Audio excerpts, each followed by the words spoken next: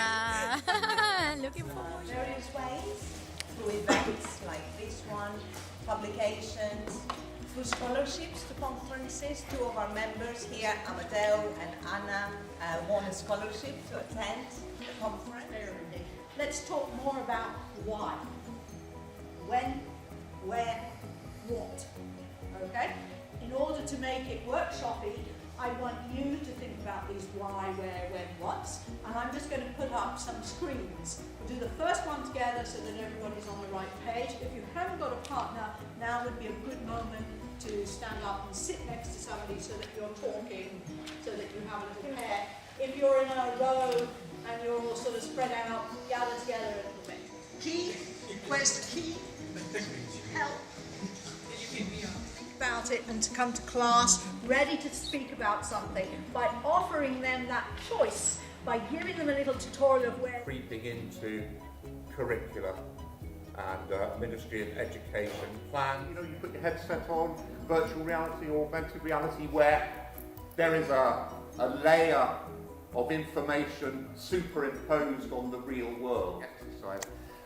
While I was doing this talk, I came across this video. I hope I've got some sounds. Has anyone seen this?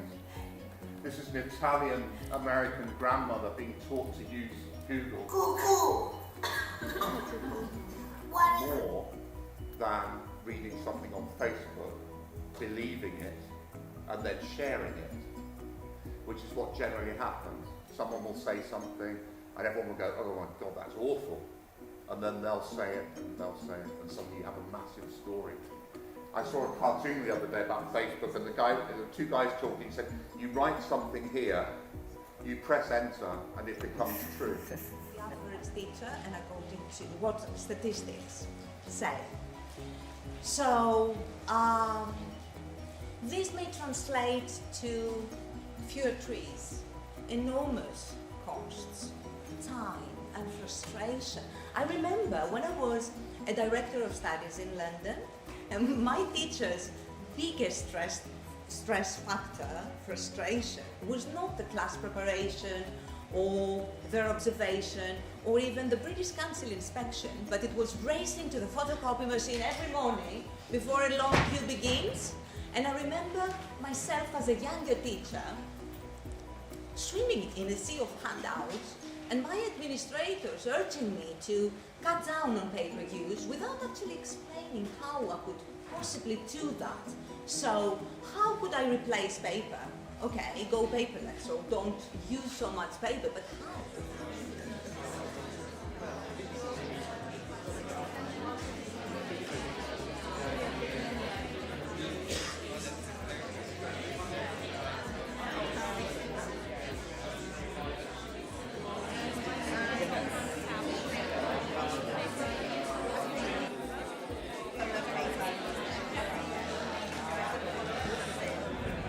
Yeah, I was just saying that listening to the presenter all the time can be a little bit monotonous and boring. Yeah. I mean, you give them the tips, you give them the idea, you share some theoretical, if you know what I mean, considerations, and then you get them together to work, to interact. This is it. That's what we want. Exactly. This is what people enjoy, really, to interact. I mean, don't get me wrong, they like listening to the presenter, but this is what they will remember.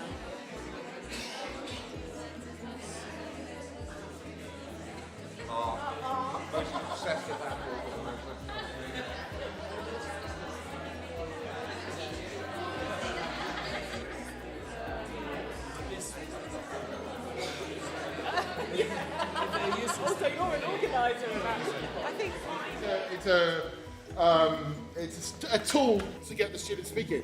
The game is quite interesting. I'm not selling the game, it's not me, but it is actually got some interesting cards in that you could adapt to it. Okay, so hands up if you had the oldest phone in your group. Hands up if you have the lowest percentage battery. Although the two could be the same thing. And here I've got my students proving that they understood QR codes, which is a lovely segue from your session. So here you go. So in this one, this student, and this is the student that said the I wonder.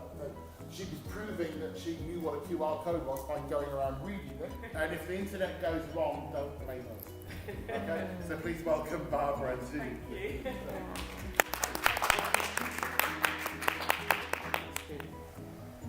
Simple, not an essay. That's like concept check questions, right?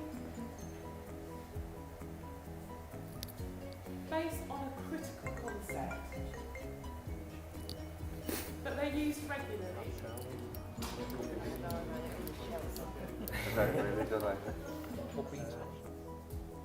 Okay, when I pass my hand over you, you're allowed to speak to your partner. So you probably can only say 1 or 2 words, and you'll get 2 opportunities. So you're going to say what you're going to take away from this session. Ready? Using English